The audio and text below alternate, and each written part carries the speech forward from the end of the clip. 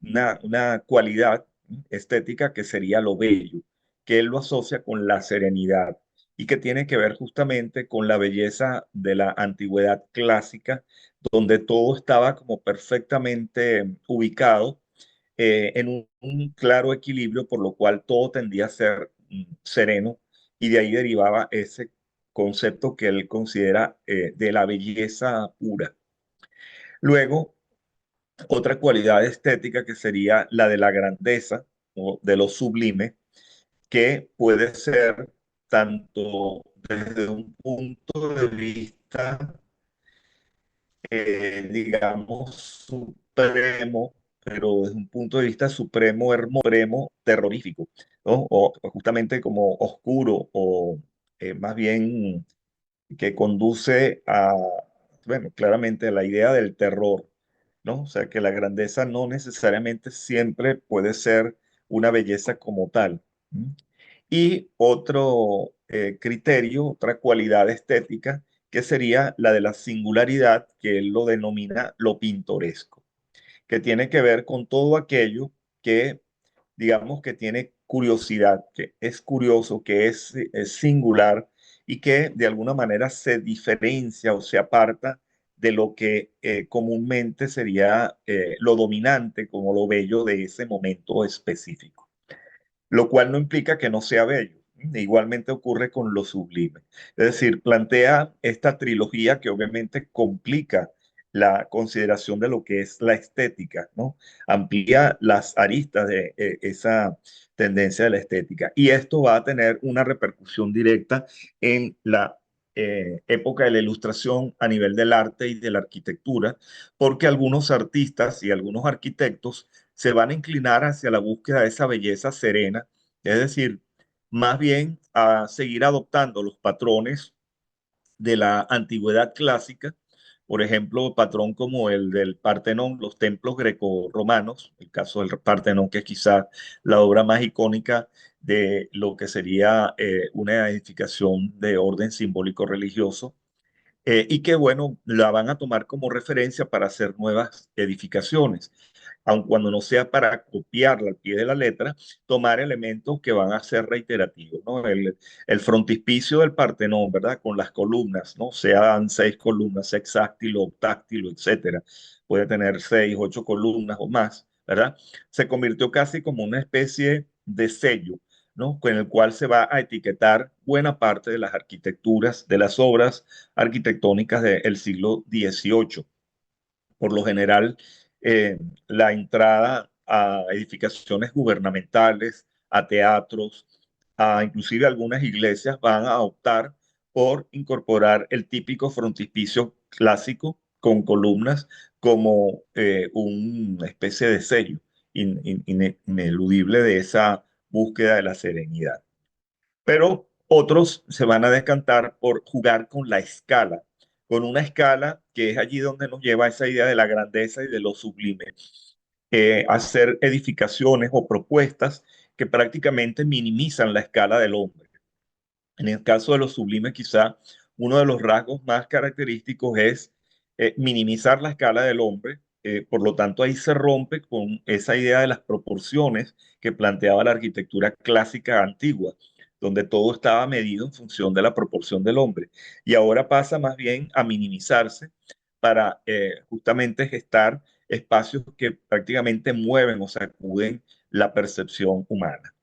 Y luego lo pintoresco, todo aquello que se deslinda justamente de lo clásico y que no por ello deja de ser bello, pero digamos que estaba descontextualizado en esa etapa donde lo que predomina es lo clásico. Y de ahí derivan pues estas tres condiciones estéticas propiamente. Como dice ahí en la obra de Joseph Addison, establecía como motor de lo sublime y lo pintoresco la imaginación. Para él, de ahí deriva el nombre de los placeres de la imaginación, era ir más allá, porque claramente lo sereno y bello, ¿verdad? Tiende a mantenerte equilibrado, mantenerte, digamos, absolutamente estático. En cambio, las otras dos manifestaciones te mueven, ¿no? te desatan justamente la imaginación y obviamente ir como desatando la percepción o estimulando la percepción, ¿no? Todo el tema de los sentidos. Más o menos estos serían los criterios que dominan en esta parte. Ya voy a apagar mi video para no restar a la señal. Ok. Ahí tenemos, con respecto a la belleza, pues una obra emblemática de la belleza clásica en cuanto a las proporciones de la mujer, en este caso la deidad de la Venus de Milo, a pesar de que fue una obra que no está completa, que está mutilada producto de la pérdida de partes, tiene una búsqueda de la perfección de las proporciones idealizadas, que es justamente una de las búsquedas de la belleza clásica. Como dice ahí, la estética de la serena belleza fue desarrollada y revalorizada por los escritos después también de Johann Winkelmann. Es el autor que referíamos en la clase pasada, autor de ese libro de Historia del Arte Antiguo, publicado en 1764, en el cual va él a establecer también una clasificación de la belleza. Dentro de esa belleza, él genera también otra clasificación que vamos a ver más adelante.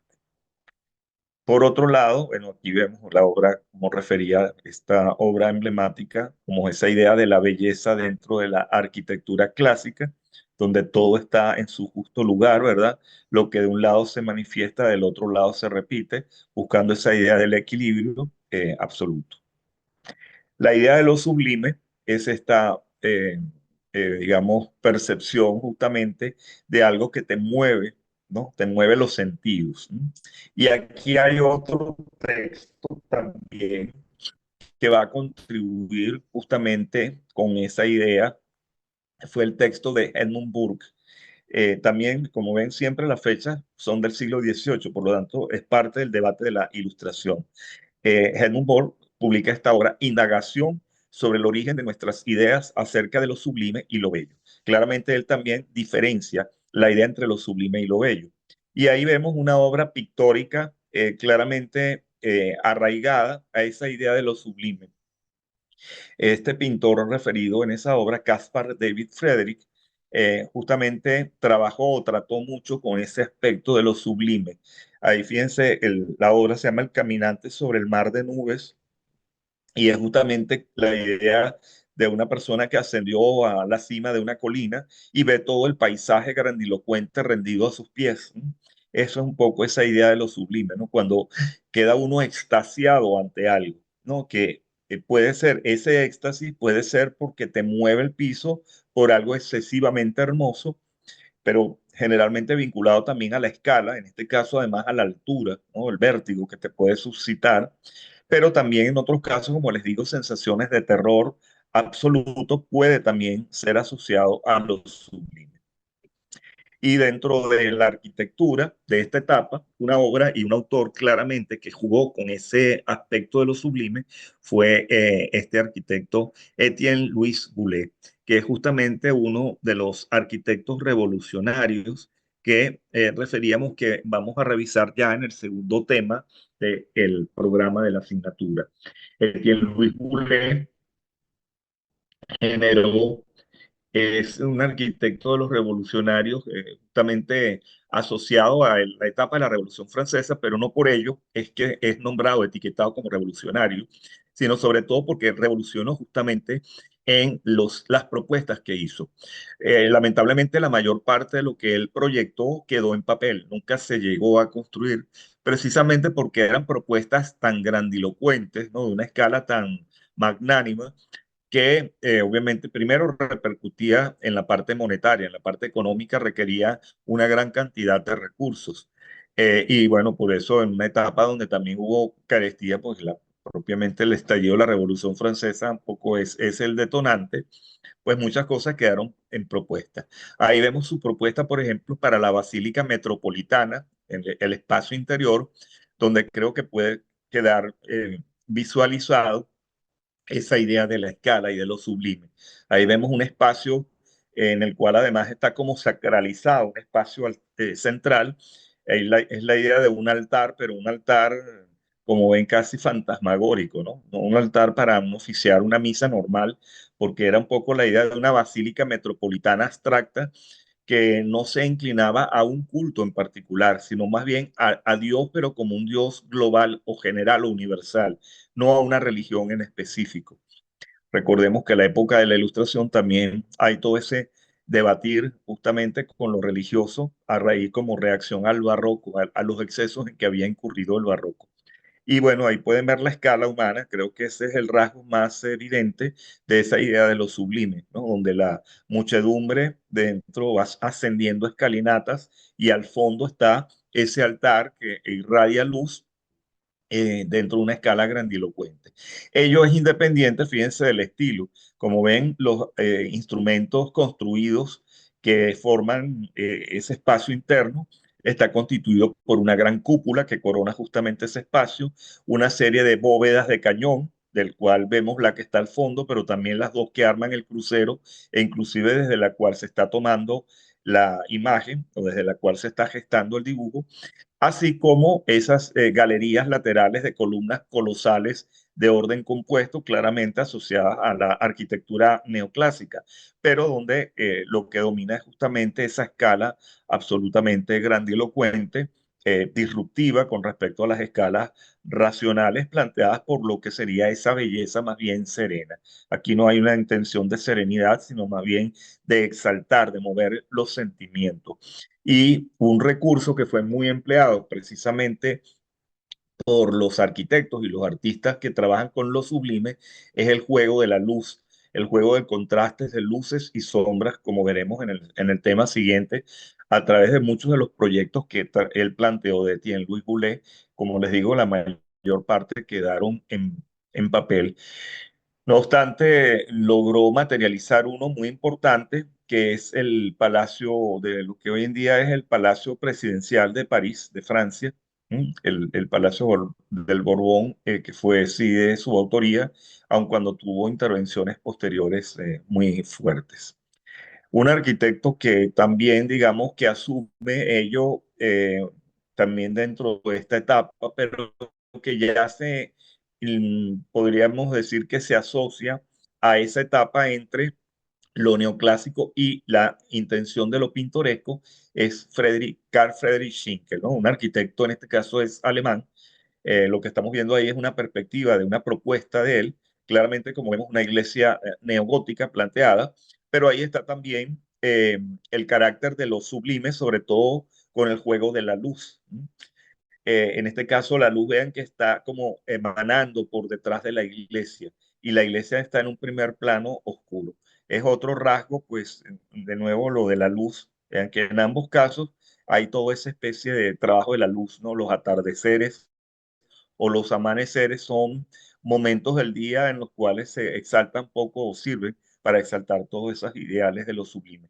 No obstante, aquí también a nivel de la arquitectura estaríamos combinando ese ideal de lo sublime con lo pintoresco, dado que la estructura que estamos viendo se aparta justamente de la época neoclásica. Y Schinkel es un arquitecto que trabajó justamente, ya podríamos decir que anuncia ese historicismo ulterior porque hizo proyectos neoclásicos, como veremos, el Museo de Arte Antiguo de Berlín es de él y es claramente neoclásico. Fíjense para que confronten.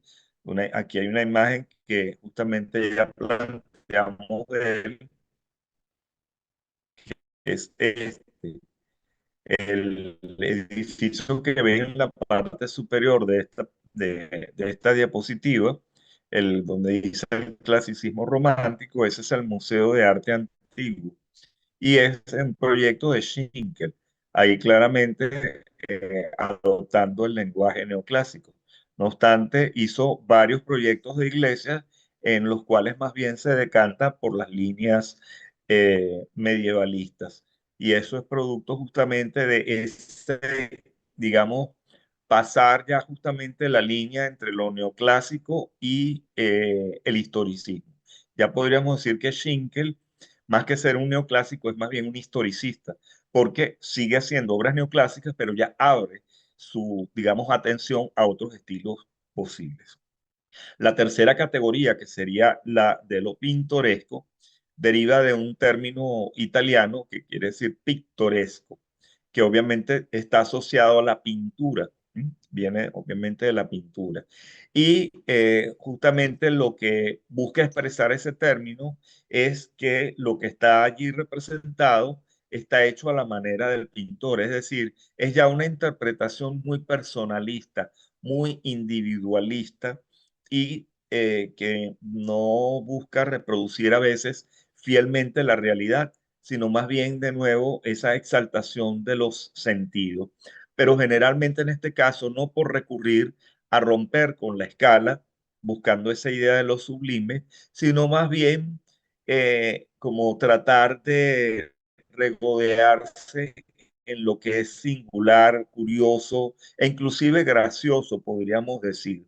Y uno de los, digamos, temas que fue claramente explotado por los artistas que trabajaron. La ruina comenzó a ser explotada, el tema de la ruina, ¿verdad? Una representación de un edificio, afán por la ruina, que obviamente también inició el romanticismo, es buscar justamente evocar ese carácter nostálgico. En este caso, es exaltar la nostalgia que nos da una ruina. Cuando uno ve una estructura en ruinas, obviamente sientes el paso del tiempo, asocia justamente con los recuerdos que pueden estar detrás, sobre todo cuando es una ruina de algo que uno ha habitado o que uno ha percibido o ha vivido en sus tiempos espléndidos y al verla en esta ruina te desata pues una sensación de a veces de tristeza, de nostalgia. Pues todo eso está asociado a la exaltación de lo pintoresco. Fíjense lo que dice en el párrafo final.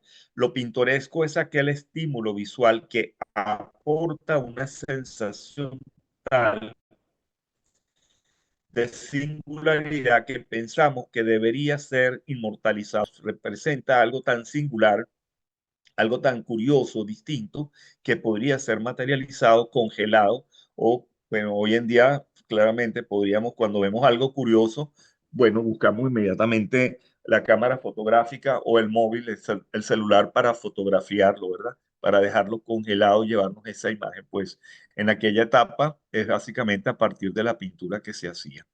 Y aquí vemos una obra ya de un pintor asociado justamente con esos ideales de lo pintoresco y claramente de los orígenes del romanticismo, ¿no? Esta obra de John Constable, La carreta de Heno, es claramente una obra pictórica que se recrea en lo pintoresco, ¿no? La exaltación ahí del campo, de una casa campestre, de una cabaña. Vean que ahí no, cuando no es una ruina, ruina, vemos como la vegetación está como envolviéndola, está casi hasta un árbol, pues nace prácticamente de los muros de la casa, más el tema de la carreta sumergida en el agua, etcétera. Hay toda una sensación de nostalgia, exaltada además por el trabajo de la luz, ¿no? Aquí de nuevo está presente ese trabajo de la luz, de esos nubarrones en contraste con la luz al fondo, pues que también pues sería una representación de lo pintoresco. Y uno de los temas que fue exaltando lo pintoresco precisamente fue la moda que se desató en el siglo XIX por lo oriental, por la arquitectura y el arte oriental, ¿no? ¿Por qué? Porque naturalmente lo oriental era algo desconocido para el mundo occidental. Conforme se va descubriendo, se van, digamos, generando viajes de exploración, de viajes culturales, lo que hoy en día llamamos turismo cultural, es algo justamente que se empieza a desarrollar notablemente en el siglo XVIII y de ahí derivan muchos libros, diarios de viajeros, ¿no? Los diarios de viajeros justamente buscan eso, ir relatando lo que van viendo, lo que van descubriendo de cosas que le llamaban la atención. Y precisamente el mundo oriental empieza a ser valorado por el mundo occidental y pues va a incorporarse inclusive dentro de la arquitectura y el diseño occidental. Y en parte, en buena medida, fue justamente en el diseño de paisajes, en jardines, inclusive de caprichos palaciegos, ¿no? Muchos reyes, monarcas, como eso, figuras nobles, por ejemplo, dentro de esa moda que se va imponiendo, buscan decorar, redecorar estructuras, por lo menos incorporar en un palacio suele haber generalmente en los palacios una sala chinesca, una sala decorada con porcelana, con cortinajes, con tapices chinescos, etcétera, y es parte de esa moda, ¿no? Ahí lo vemos, en este caso, es un parque en el Reino Unido, en Inglaterra, en este caso claramente inspirado en ese imaginario del oriental y ahí inclusive, digamos, consolidado por la utilización de una estructura que parece como una especie de templo chino, ¿no? El templo oriental, claramente. Bien, una vez entendido esto, no sé si hay alguna eh, pregunta o comentario al respecto de estos puntos antes de pasar a esta otra parte de las distintas denominaciones que se le fue dando a la arquitectura neoclásica. No hay ningún comentario.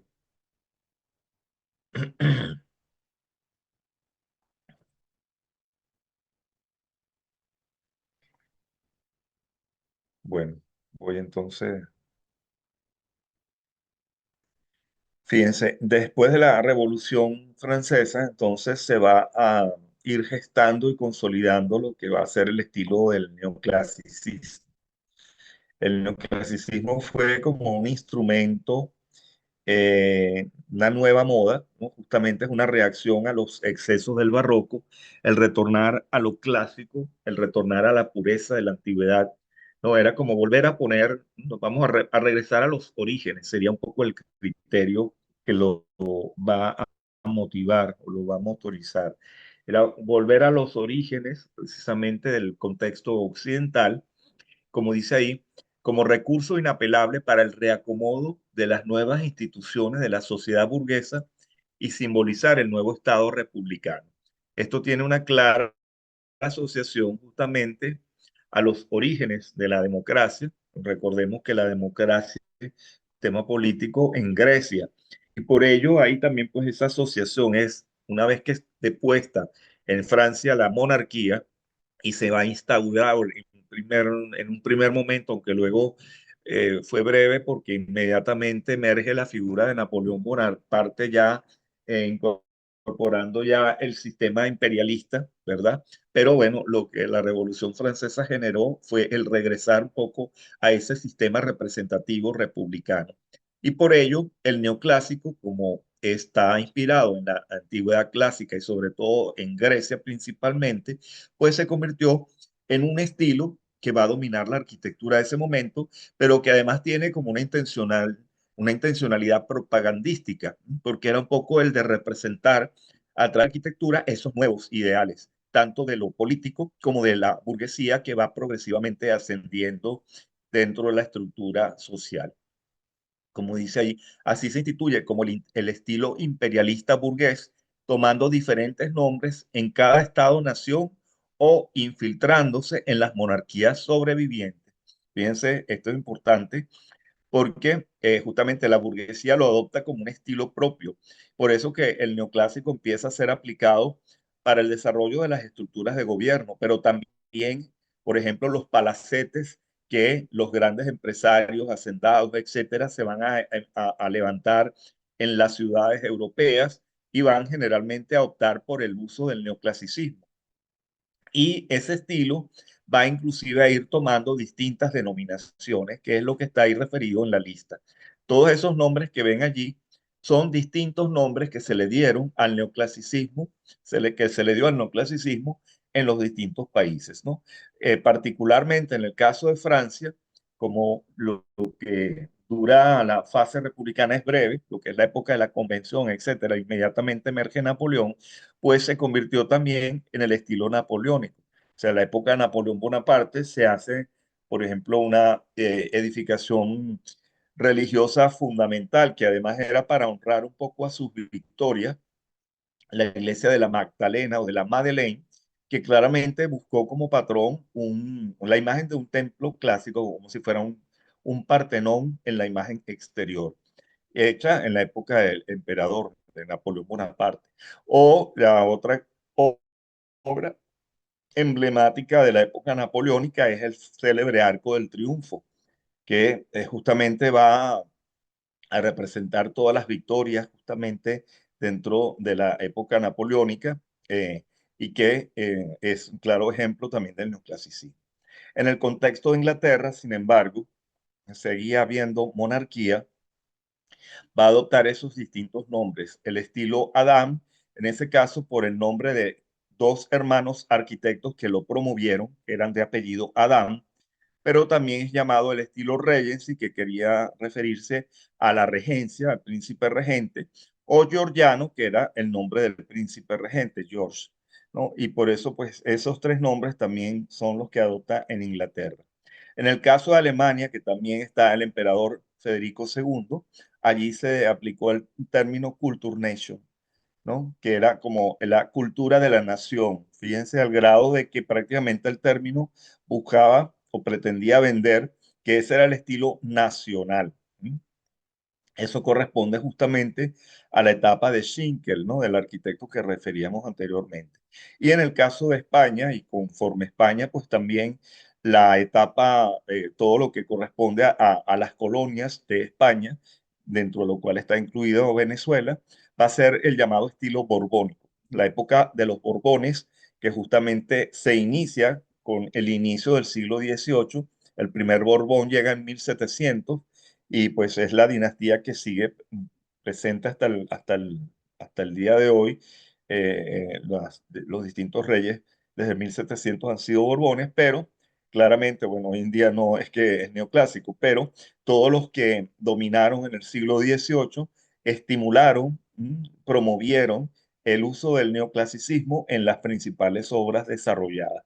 En una primera etapa todavía había cierta afinidad al barroco, pero sobre todo ya en la segunda mitad del siglo XVIII, particularmente en la época de Carlos III, que fue el rey que, entre otras cosas, gestó justamente a la Capitanía General de Venezuela. En la época de Carlos III ya la mayoría de las obras desarrolladas son claramente neoclásicas, ¿no? Y pues en el caso venezolano, por ejemplo, el puente Carlos III de Caracas, el que está en La Pastora, justamente además hace alusión a su nombre, Carlos III, pues un puente que adopta los patrones de un puente romano, utilizando un arco y bueno, mampostería a la manera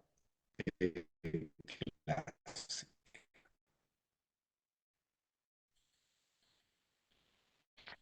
Bueno, vamos a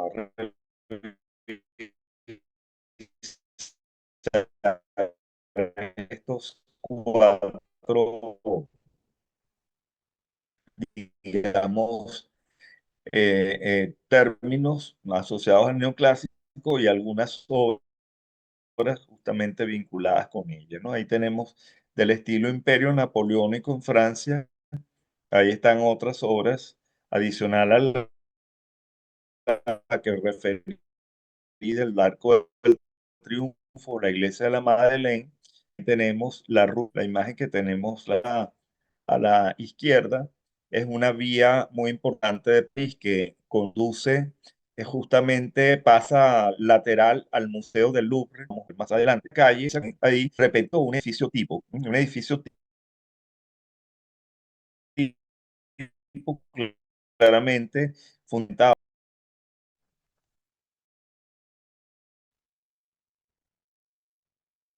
Disculpen la interrupción, se cayó la señal.